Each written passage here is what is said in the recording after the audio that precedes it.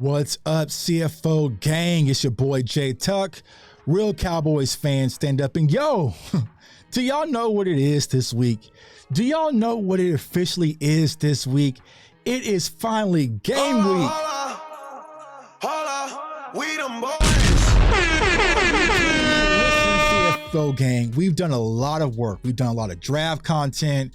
We've done a lot of free agent content, off-season talk, this and that. Went out to camp. But it starts right now. It starts this week versus the New York Giants. So for those of you who are new, because we got a lot of new subscribers, thanks to you guys, right? On this channel, I repeat, on this channel, in this community, we have a creed. And our creed is, we will respect our opponents, but we will fear no one.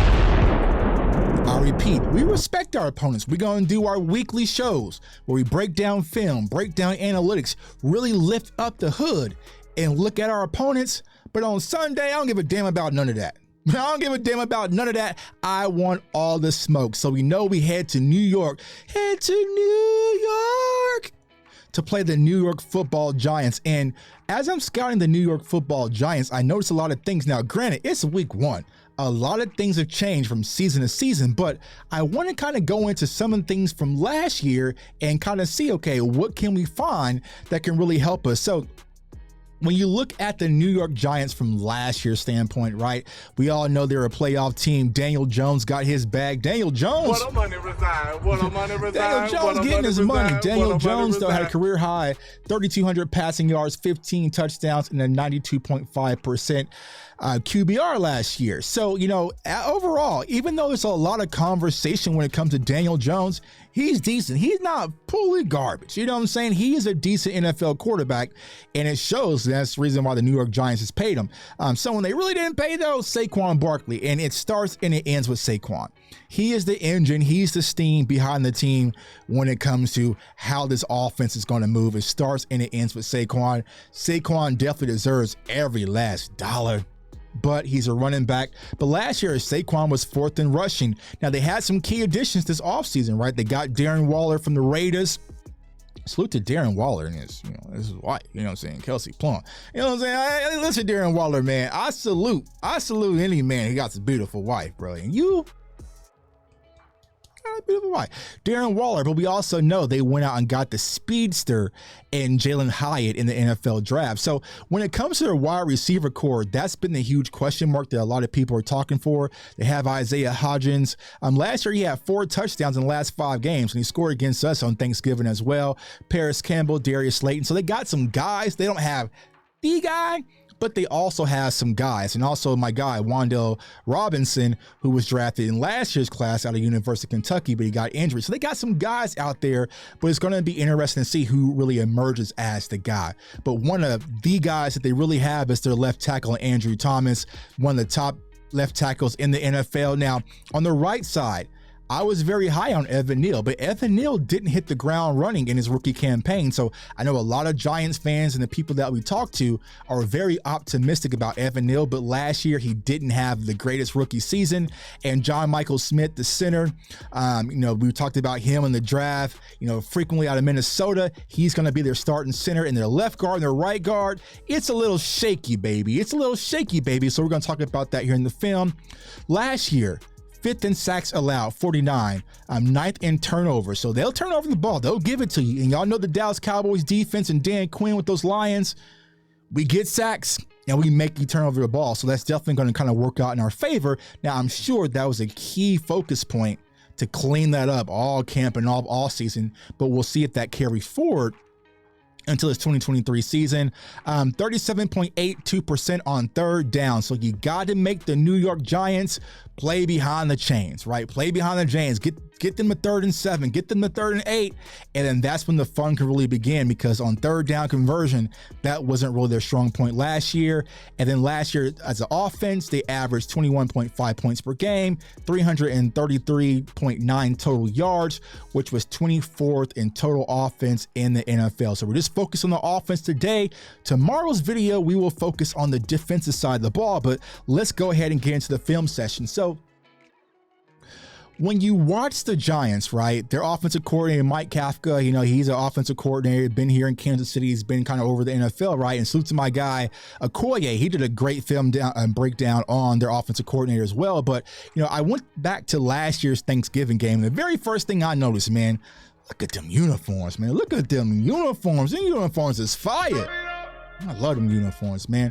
But besides the uniforms, right? So on this first play right here, they're going to come out in bunch left. They're going to run a pre-snap motion, and it's a play action. Now, here is what I think the Giants are going to plan to do. Week 1, Sunday Night Football, right? They are going to want to counter off the Cowboys' aggression. And what we got to understand, right? The Cowboys defense, they ain't played no preseason snaps. They ain't been out there. They ain't got to hit nobody. So they're going to come out there foaming at the mouth.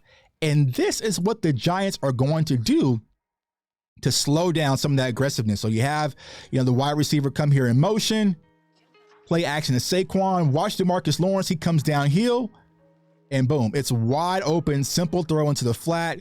You get your wide receiver out of space and you get the chains moving. So these are some of the things that we are probably going to see a lot on Sunday night. And I went back and I watched the divisional game when they played versus the Eagles, even though they got their butts whooped, right? These are some of the things that they were trying to do to negate the pass rush, because that's the one thing the Eagles and the Cowboys can do. We can get to the quarterback. So you come out aggressively and you see right here, DeMarcus Lawrence, he just crashes down and you sneak this wide receiver out. I mean, anybody could make this throw. So it's important that you got to get pressure on Daniel Jones, but you got to be strategic with it. Because if you lose contain, one, he could have just took off and ran. But two, it leaves wide open throwing lanes. And if you give Daniel Jones wide open throwing lanes, that is when he's at his best. On the second play here, you'll see once again, a play action, but they'll take a deep shot. So they're not afraid to go deep. And they went deep on us in this Thanksgiving game. We'll show that clip here in a second. But if you give them opportunity, they're going to let it fly. And I feel like they're going to let it fly even more on Sunday night because of Jalen Hyatt. That's the one thing Jalen Hyatt can do, right? He can get deep. Now, granted, this is versus Anthony Brown, and best luck to Anthony Brown in his future endeavors, but he's no longer a Dallas Cowboy. We got to kill more. We got to kill more. You know what I'm saying? But I fully expect the Giants to come out there. What they're going to do is be like a boxer. They're going to jab you with the run, right? Throw a few counters with the play action, but then eventually they're going to look for that knockout punch, and they will take that deep shot. And they did it, in preseason to Hyatt and everything. So you got to be making sure you're on your P's and Q's, because big plays like this can definitely change the game. Now, here's one thing I don't like. I know Micah Parsons is extremely special, right? And as I mentioned, Andrew Thomas, the left tackle, right? He's one of the best left tackles in all of football, right? But I don't want him matched up with their best player every damn pass rush down. You know what I'm saying? Put him on the right. They had a struggling rookie over here. Put Micah Parsons over here on this guy. You know what I'm saying? Put Micah Parsons over here on this guy. You know what I'm saying? You going best on best. Sometimes it's a coin flip. So I really want the Cowboys to use Micah Parsons as a chess piece, which I hope they will. I really hope they will. On this third play here, just a quick screen game. So once again, just countering off the aggressiveness of the Dallas Cowboys defense. Got everybody flying in, right? Hot boy season, everybody coming in, tripping over each other. You know what I'm saying? And just quick little throw to Saquon to get upfield. So I expect once again, they're going to try to mitigate the pass rush and the pressure from the Dallas Cowboys defense. So you got to be smart when it comes to how you're going to get pressure on Daniel Jones, because you give him quick stuff like this. We all know Saquon, he's good for breaking one. He'll give you one a game. You know what I'm saying? Don't let that one be versus Dallas, because Saquon has had, 100 plus yards from the scrimmage, in 3 consecutive games versus the Dallas Cowboys. Let's not make it 4. On this play right here, so you have a 2-by-1 set. You have the wide receiver go in motion. And once again, it's like that play they just ran versus DeMarcus Lawrence. A play action and going to sneak him out in the flat. Now, it's a real easy throw. He could have just went right there to the flat, right? But this is the one thing when it comes to Daniel Jones, you got to make him go through his progressions. I mean, this flat is wide open, bro. You give him the ball right there and let him turn upfield, But he's a little bit hesitant, but he's still able to make a play, right? So once again, like I said, they're going to try to get the run game going, right? Get you off balance, do a lot of different, motions, pre-snap motions. They also do this orbit motion, which we'll see here in a second, right? To get you off kilter, get your eyes moving, and create simple throws for Daniel Jones. Daniel Jones isn't a full progression passer, meaning if your first read is here, your second read is here, your third read might be this tight end, your fourth and your fifth, he's not going to be able to get across fully of the field, right? That's not his game. He's probably 1-2, check down, or take off and run, right? So, there's a lot of quarterbacks like that. But once again, on this play right here, you'll see him motion out Saquon to wide receiver to get their tails, right? All right, so you see that he's manned up with Dono, I believe. That's Dono. Then he comes back to the backfield.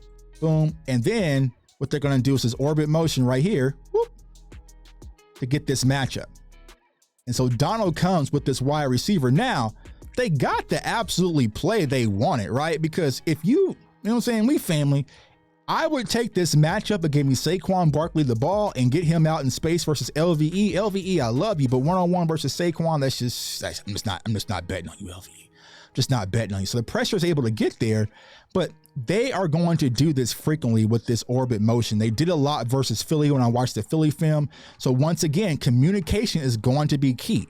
And I feel like having Stephon Gilmore, just having guys who's been there, they're going to be able to be much better with their communication. So like I said, but the interior pressure also, man, I'm expecting Osa to have a big game. Hankins, Mozzie, those guys in the interior. If you get this interior pressure on Daniel Jones, it's only going to help because that pocket collapse, he can't even do anything on the outside. The outside pressure, I'm not concerned with. Big Sam, if he's healthy, he's going to be good to go. You're going to have Micah and a few others out there. They're going to be good to go. Make Daniel Jones step up in that collapsing pocket. That's where the money resides. Right here, you're going to have bunch right on this play. And it's just a crossing route. You're going to have this backside crosser over here with this wide receiver. Boom, he's crossing. Then you're going to have this wide receiver come with this corner route. And actually, both are open. So wide open throwing lanes. Yeah, you pick your choice. Pick your poison, right? So these are the things that we have to limit, right? Simple throws for Daniel Jones because he can make simple throws. He's not that damn bad, y'all. And this is the big play I was talking about, right? So this is what we really have to limit. And like I said, just to the acquisition. So what did y'all see there again? Actually, this is not the play, but I wanted to show you guys this again, right? What did y'all just see here once again, right? This is Tuck telling y'all, orbit motion. Whoop. Every time he kind of go in a loop, it's called an orbit motion, right? Look at him going in a little loop. That's on a run play, right? But see, by doing that, it looks like they were trying to do a pitch here, but it kind of broke down. But they just want to kind of they do little sneaky stuff like that to give you sleight of hand misdirection. This is the big play downfield. Like I said, having Gilmore back is definitely going to help because I just don't see Gilly giving up stuff like this. I know people are talking about Gilmore's speed and whatnot, but this is just getting dunked on, right? You can't let that happen because that can change the momentum of the game. And Anthony Brown, he got dunked on a few times last year. But this play right here is, like I said, it's just going to be key. Communication is going to be key. Sleight of hand, watching it, make sure you're getting pressure with a purpose, creating tight windows, and making Daniel Jones make reads in tight windows. That's where the money resides. He'll give you that ball. He is going to give you that ball. And I expect the Dallas Cowboys to get that ball on Sunday as our Dallas Cowboys face off versus the New York Football Giants on Sunday Night Football, man. So it's your boy J Tuck. Comment, like, subscribe, turn that notification bell so you do not miss out. We got live shows, we got film sessions, we got it all. I'm not going to be at this game. I'm not going to be able, family first, right? Got some dollar going up, got some stuff going on. But the next game, next week, I'll definitely be in the building, man. So I want everyone to stay safe, stay blessed, stay encouraged. And it's finally here, y'all. Peace.